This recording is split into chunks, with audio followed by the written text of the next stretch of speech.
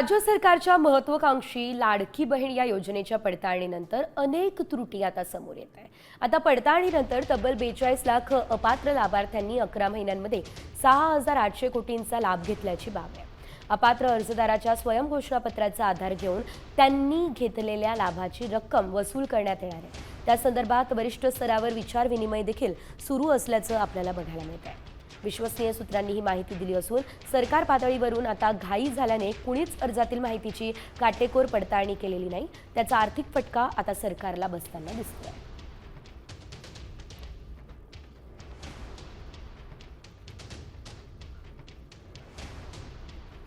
तर राज्य सरकारच्या पडताळणीनंतर 42 लाख लाडक्या बहिणी ज्या आहेत त्या अपात्र झालेल्या आहेत।